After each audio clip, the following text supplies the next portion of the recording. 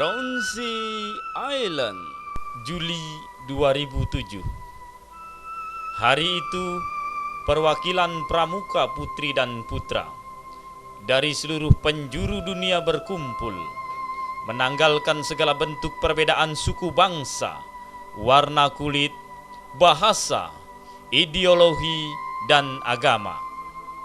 Berkumpul merapatkan barisan, menyatukan hati dan tekad untuk bersatu dalam persaudaraan bakti dalam tajuk Satu Dunia, Satu Janji.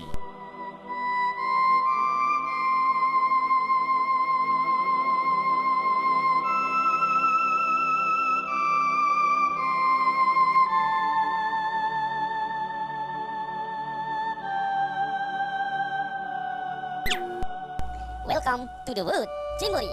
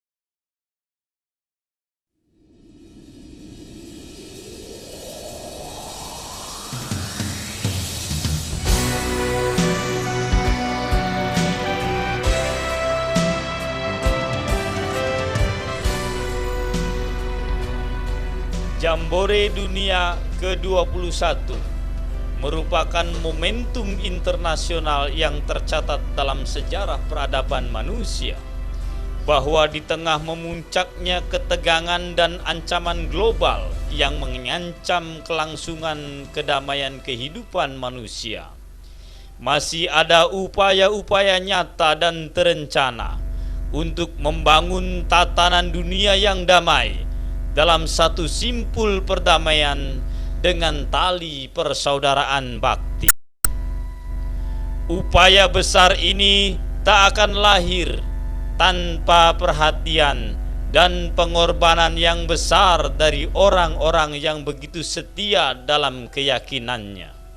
Salah satu di antara tokoh besar di balik upaya besar tersebut adalah Lord Robert Stephenson Smith Baden-Powell, yang dikenal dunia sebagai Bapak Pramuka sedunia. BP, demikian beliau disapa, adalah putra pasangan H.G. Baden-Powell dan Henrietta Grace Smith. H.G. Baden-Powell adalah rohaniwan dan profesor geometri Oxford, dan ibunya merupakan putri Laksamana Inggris abad ke-19 yang terkenal sebagai penjelajah samudra yang gagah berani.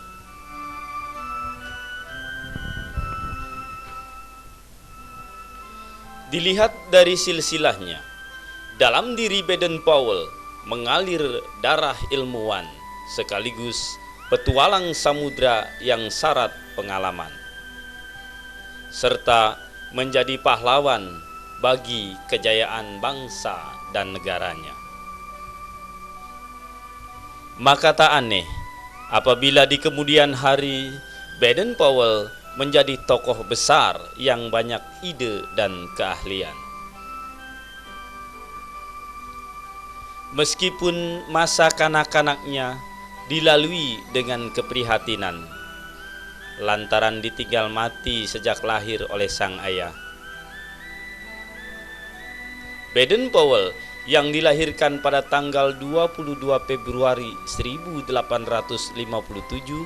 tumbuh menjadi anak yang mengarungi dunianya dengan penuh kebahagiaan. Baden-Powell kecil mengakui bahwa ia dan keempat saudara laki-lakinya sangat menikmati masa kecil mereka yang suka berkemah, bermain di alam bebas, dan mengembara di berbagai kawasan di sekitar Inggris. Tahun 1870, Baden-Powell mendapat beasiswa di Charterhouse School, sebuah sekolah bergengsi di Inggris. Menurut para gurunya, ia bukanlah siswa yang luar biasa, tetapi ia adalah anak yang rajin dan penuh disiplin, serta berpengetahuan luas. Itulah sebabnya Baden-Powell kecil selalu menjadi pusat perhatian teman-temannya. Selain dikenal sebagai kiper sepak bola yang cakap, Baden-Powell juga pandai berakting, gemar bermusik, serta pandai melukis. Bakatnya dalam menggambar di kemudian hari sangat berguna dalam menghiasi buku-buku hasil karyanya. Bahkan konon tangan kirinya mampu membuat lukisan sebagus tangan kanannya.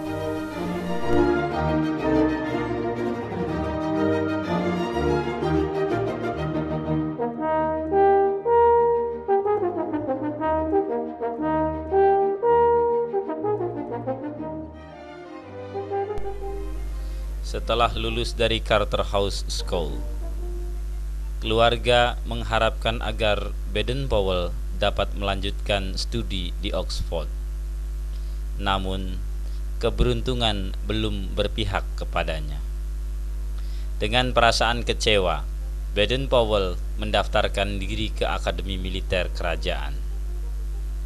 Dan ternyata ia berhasil masuk dalam urutan 5 besar dari 718 calon taruna yang lulus seleksi.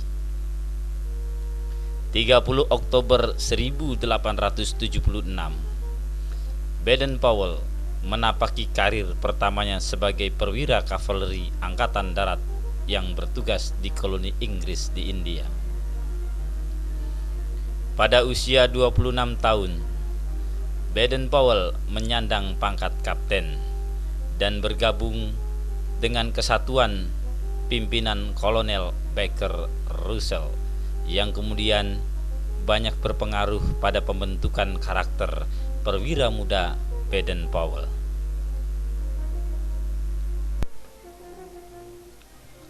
Saat itu, Baden-Powell benar-benar merasakan manfaat dari kegiatan masa kecilnya. Bersama saudara-saudaranya ketika mereka mengisi masa kanak-kanaknya dengan berkemah, berburu, dan menjelajah. Sebuah pengalaman yang kemudian terbukti mampu menempa kematangan jiwa dan kemandirian dalam menghadapi tugas militer yang berat dan penuh risiko. Baden-Powell sangat dihormati karena kecakapan dan keberaniannya sebagai perwira yang berhasil memperoleh piala terhormat di seluruh India, pig sticking, yakni berburu babi hutan sambil mengendarai kuda dengan tombak pendek sebagai satu-satunya senjata.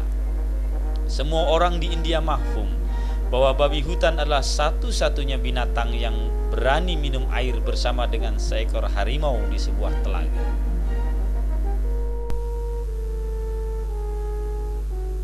Di sela-sela waktunya, Baden-Powell menyempatkan diri mengirim artikel atau gambar-gambar ke beberapa media massa. Sebuah langkah awal yang merangsang minatnya untuk tekun menulis buku. Tahun 1884 terbitlah bukunya yang pertama, Reconnaissance and Scouting, sebuah buku yang berisi tentang serba-serbi penjelajahan dan pemetaan wilayah musuh, serta hal-hal yang berhubungan dengan masalah intelijen. Pada tahun 1887, Baden-Powell mendapat tugas di Afrika. Di kawasan yang sedang bergolak itu, Baden-Powell turut serta dalam peperangan melawan suku bangsa Zulu, suku Ashanti, serta prajurit-prajurit Matabele yang buas dan kejam. Di kalangan suku bangsa tersebut, Baden-Powell dijuluki M-Pesa, yang artinya serigala yang tak pernah tidur, karena keberaniannya dan kepiawaiannya dalam mengelabui dan membaca jejak-jejak musuh. Bahkan Baden-Powell seringkali berhasil masuk ke perkampungan musuh tanpa diketahui oleh mereka, dan selalu berhasil lolos bila dikepung. Menginjak usia 40 tahun, Baden-Powell mendapat promosi pangkat kolonel dan kembali bertugas di India. Di sana, ia mulai berpikir untuk membuat program pelatihan bagi prajurit-prajurit yang baru tiba dari Inggris. Alasannya cukup sederhana, yakni karena selama masa pendidikan, para prajurit muda itu belum memiliki kemampuan bertempur yang mumpuni, selain hanya dibekali dasar-dasar kemiliteran yang bersifat teoritis dan kurang memadai.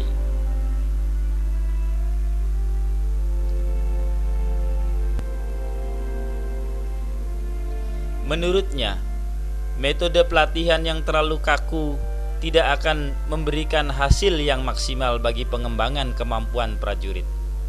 Untuk itu, Baden-Powell berinisiatif mengembangkan metode yang lebih luas, dan Kolonel Baden-Powell mampu menerapkan gagasan terbarunya itu.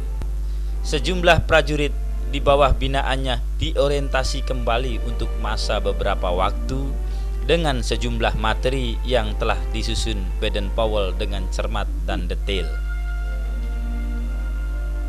Sebagai kompensasinya, setiap prajurit yang lulus dalam program tersebut berhak menyandang lencana yang kemudian hari menjadi simbol resmi organisasi pramuka yang terkenal di dunia, Fleur de Lis.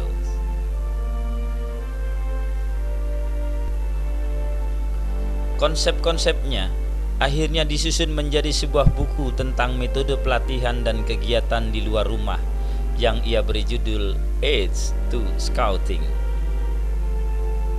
Untuk kedua kalinya, pada tahun 1899, Baden-Powell mendapat tugas di benua Afrika. Kali ini, misinya adalah memimpin 1.250 personil tentara Inggris, melindungi kota Mafeking dari serangan bangsa bulu.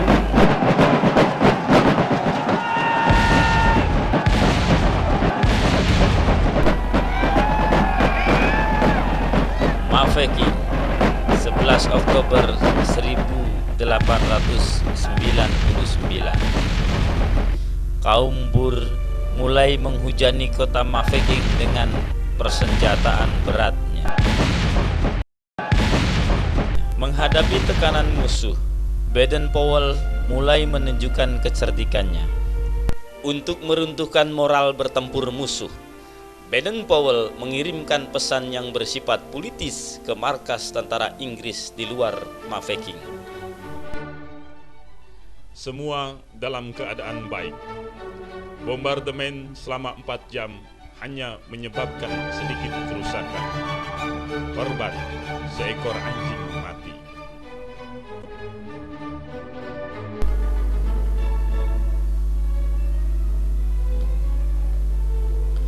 Selanjutnya, Baden-Powell merancang siasat seolah-olah Mafeking memiliki sistem pertahanan yang jauh lebih baik dari yang diperkirakan musuh.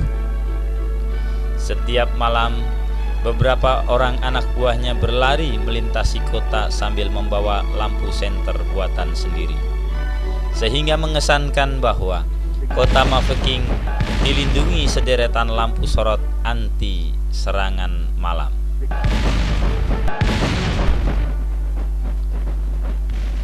Terkepung dalam sebuah kota membuat penduduk Mafeking tertekan, apalagi keadaan darurat itu berlangsung berminggu-minggu tanpa ada kepastian. Sementara menunggu datangnya bala bantuan seperti menanti datangnya hujan di musim kemarau. Situasi kota Mafeking yang terkepung diperparah dengan munculnya gejala yang merisaukan orang dewasa. Di tengah hujan peluru, anak-anak justru menyambutnya dengan kegembiraan yang meluap-luap. Anak-anak itu tak punya rasa takut di bawah desingan peluru. Mereka malah bergembira, bersorak sambil memukuti pecahan proyektil dan selongsong peluru. Melihat hal itu, Baden-Powell berpikir bahwa tenaga dan keberanian mereka sebenarnya dapat diarahkan pada hal-hal yang bermanfaat daripada hanya merepotkan orang tua. Banyak hal penting yang bisa mereka lakukan sehingga tidak lagi terbengkalai karena ditinggal bertugas di medan perang. Kolonel Baden-Powell lalu menugaskan anak buahnya untuk membentuk kelompok prajurit yang beranggotakan anak-anak usia 9 tahun ke atas yang kemudian dikukuhkan menjadi Korps Kadet Mafeking. Korps Kadet Mafeking adalah mata rantai penting yang kelak menginspirasi Baden-Powell untuk mengembangkan kepramukaan di kemudian hari. Setelah dilatih baris berbaris dan kedisiplinan, mereka langsung diberi tanggung jawab mengantarkan pesan, dan secara bergilir mereka menjaga pos-pos pengintaian. Baden-Powell sangat terkesan dengan kekompakan dan keberanian Korps Kadet Mafeking, sehingga secara resmi Baden-Powell mengakui mereka sebagai bagian dari angkatan bersenjata kerajaan Inggris.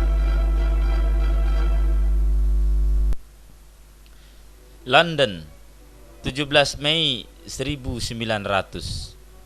Seusai jam kantor, banyak penduduk kota yang masih di jalan untuk mencari berita tentang perang di Afrika Selatan, terutama perjuangan Baden-Powell dalam mempertahankan kota Mafeking. Kepahlawanan Baden-Powell telah tersimpan dalam sanubari bangsa Inggris. Dari sekedar kota kecil di Afrika Selatan, Mafeking berubah menjadi lambang kerajaan Inggris Raya. Seperti malam-malam sebelumnya, malam itu penduduk London telah siap mendengar berita tentang Mafeking dan berharap agar rakyat Mafeking segera terbebas dari belenggu kesengsaraan. Akhirnya, hal yang dinanti tiba. Berita dari Reuters, Mafeking sudah dibebaskan. Kota London yang biasanya tenang-tenang saja, kini riuh rendah dalam kegembiraan. Penduduk kota saling berjabat tangan dan berpelukan. Mereka bersulang untuk Baden-Powell sambil menyanyikan lagu kebangsaan.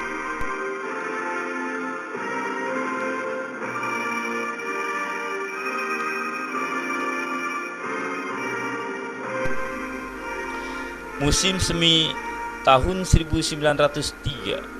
Baden-Powell kembali ke Inggris untuk menempati jabatan barunya sebagai Inspektur Jenderal Cavalry.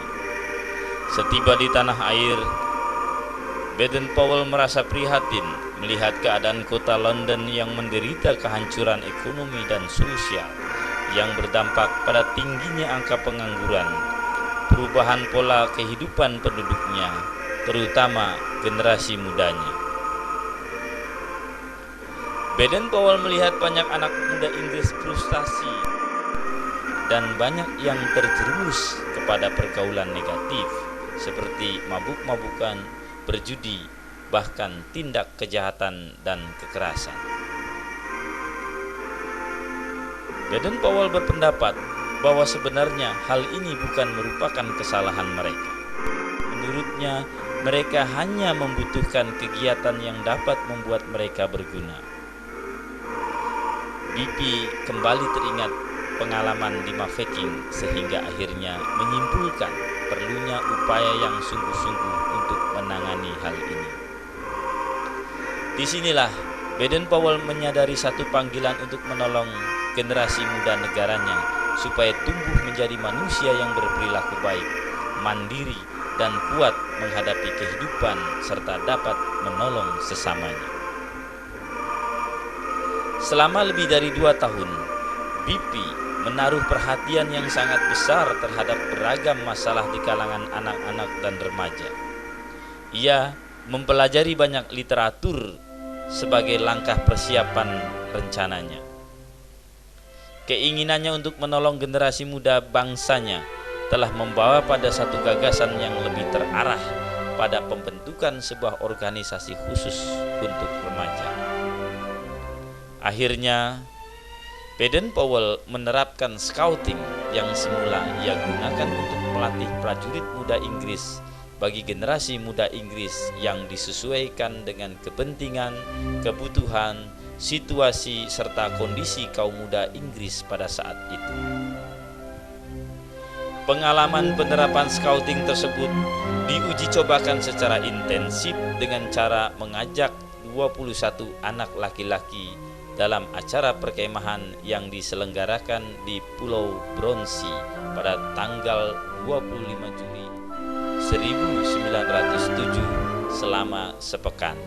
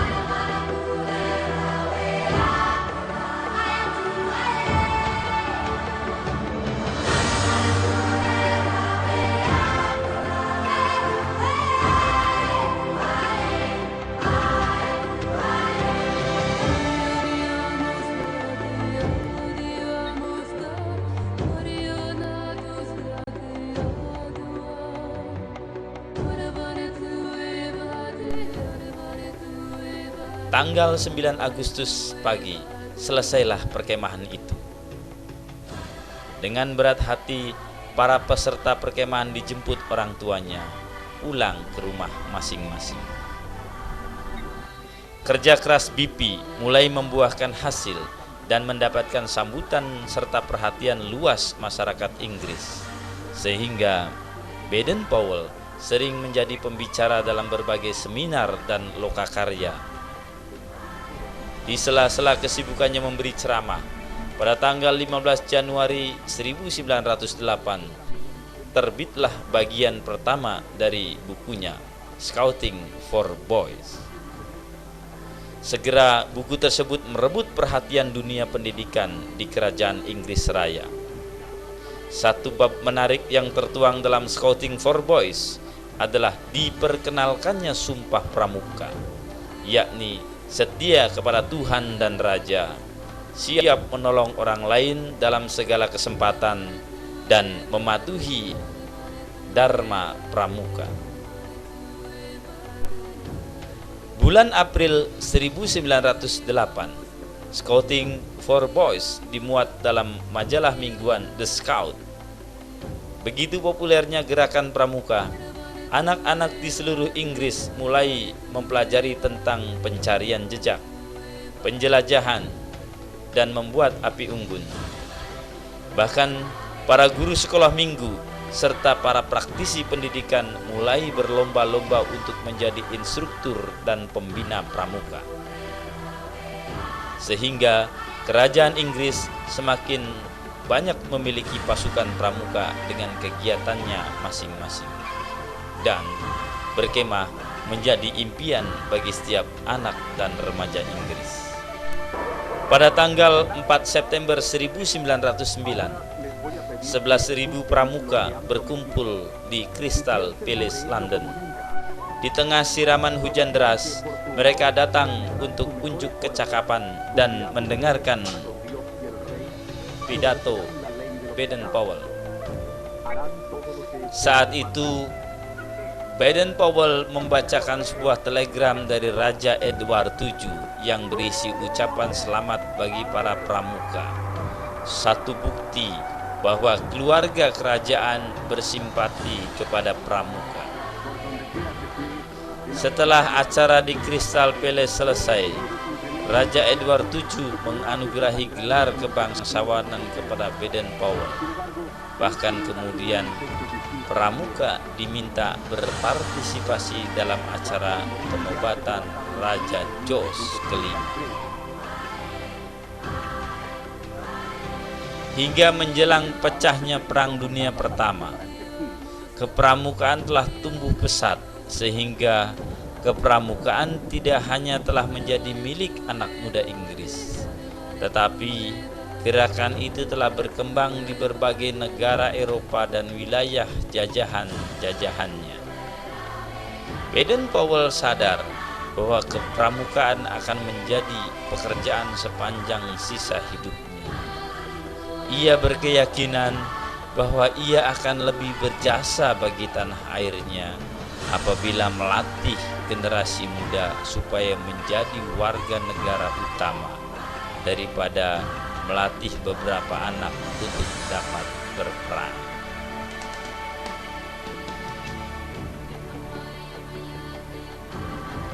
Letnan Jenderal Baden-Powell akhirnya mengajukan pensiun dan memasuki kehidupannya yang kedua, mengabdi kepada dunia melalui kepramukaan. Tahun 1912, Baden-Powell mulai mengadakan perjalanan keliling dunia untuk menemui pramuka di berbagai negara. Langkah ini merupakan momentum awal sejarah kepramukaan sebagai gerakan persaudaraan sedunia. Dalam perjalanan di kapal SS Acardian, Baden-Powell bertemu dengan Olive Clare Somers yang kemudian dinikahi pada tanggal 30 Oktober 1912. Berkemah di Aljazair menjadi pilihan untuk berbulan madu. Ketika kembali ke rumah, mereka mendapat hadiah dari 100.000 pramuka.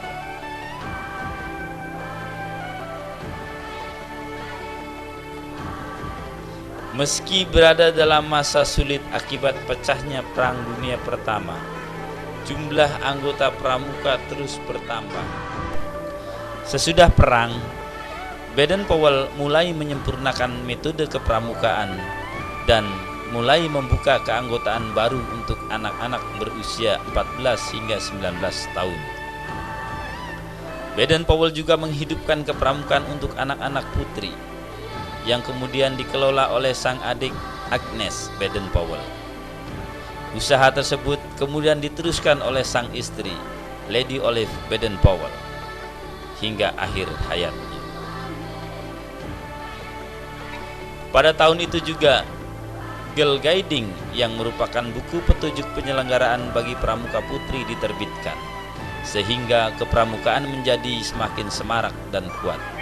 Hingga menjelang tahun 1920, anggotanya telah mencapai 1/4 juta orang. Akhir Juli 1920, kota London dibanjiri 8.000 pramuka utusan dari 21 negara persemakmuran Inggris. Selama 8 hari, masyarakat menyaksikan semaraknya kegiatan mereka. Baden-Powell yang selama bertahun-tahun menjadi tentara dalam jambore dunia yang pertama itu menghimbau perdamaian dan kerjasama internasional. Pada malam penutupan jambore, para peserta sepakat mengukuhkan Baden-Powell sebagai Chief Scout of the World alias Bapak Pramuka Sedunia. Jambore dunia pertama segera diikuti oleh jambore-jambore yang lain. Namun, jambore itu merupakan sebagian dari usaha ke arah solidaritas dan persaudaraan sedunia. Di akhir sisa hidupnya, Baden-Powell memilih tinggal di Kenya. Di sebuah kawasan yang tentram dan indah bernama Nyeri pada tanggal 8 Januari 1941. Baden-Powell meninggal dunia dengan bahagia. Atas jasa-jasanya yang sangat besar bagi kerajaan Inggris dan kemanusiaan, serta usaha-usaha perdamaian dunia, Raja George V menganugerahi gelar kebangsawanan tertinggi dengan nama kebesaran Lord Robert Stephenson Smith Baden-Powell of Kilwell.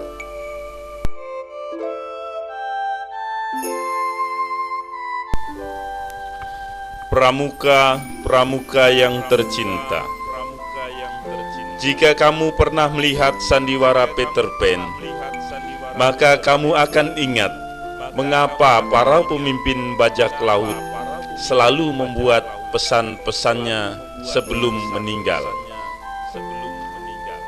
Karena ia takut kalau ia tak akan sempat lagi mengeluarkan isi hatinya jika saat ia menutup mata telah tiba. Demikian halnya dengan diriku. Meskipun saat ini aku belum meninggal, namun saat itu akan tiba juga bagiku. Oleh karena itu, aku ingin menyampaikan kepadamu sekedar tanda perpisahan untuk minta diri.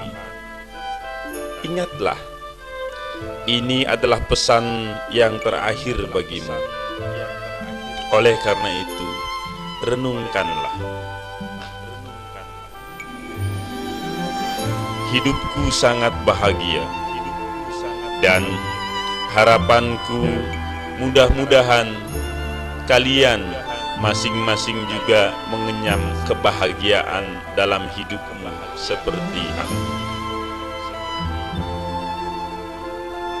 Saya yakin bahwa Tuhan menciptakan kita dalam dunia yang bahagia ini untuk hidup berbahagia dan bergembira. Kebahagiaan tidak timbul dari kekayaan, juga tidak dari jabatan yang menguntungkan, ataupun dari kesenangan bagi diri sendiri. Jalan menuju kebahagiaan adalah membuat dirimu lahir dan batin sehat dan kuat pada waktu kamu masih anak-anak, sehingga kamu dapat berguna bagi sesamamu dan dapat menikmati hidup jika kamu kelak telah dewasa. Usaha menyelidiki alam akan menimbulkan kesadaran dalam dirimu betapa banyaknya keindahan dan keajaiban yang diciptakan Tuhan di dunia ini, supaya kamu dapat menikmatinya. Lebih baik melihat kebagusan-kebagusan pada satu hal daripada mencari kejelekan-kejelekannya. Jalan nyata yang menuju kebahagiaan adalah membahagiakan orang lain. Berusahalah agar supaya kamu dapat meninggalkan dunia ini dalam keadaan yang lebih baik daripada tatkala kamu tiba di dalamnya. Dan bila tiba giliranmu untuk meninggal, maka kamu akan meninggal dengan puas, karena kamu tak menyia-nyiakan waktumu. Akan tetapi kamu telah mempergunakannya dengan sebaik-baiknya. Bersedialah untuk hidup dan meninggal dengan bahagia. Masukkanlah paham ini senantiasa dalam janji pramukamu, meskipun kamu sudah bukan kanak-kanak lagi, dan Tuhan akan berkenan mengaruniai pertolongan kepadamu dalam usahamu. Temanmu, Lord Baden-Powell of Guildford.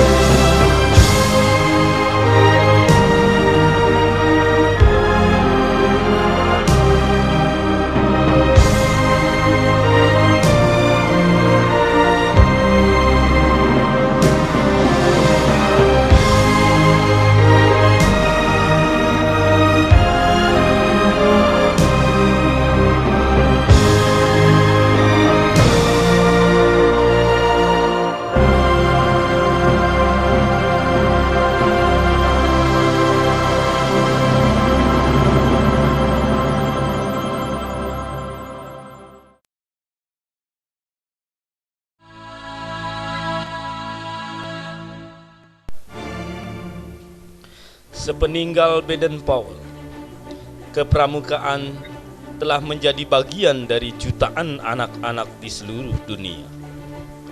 Baden-Powell dengan kerja keras dan kegigihannya, dengan diniati ikhlas bakti bina bangsa berbudi bawa laksana, telah mengubah pola kehidupan jutaan generasi muda di tengah perubahan dunia yang penuh dinamika.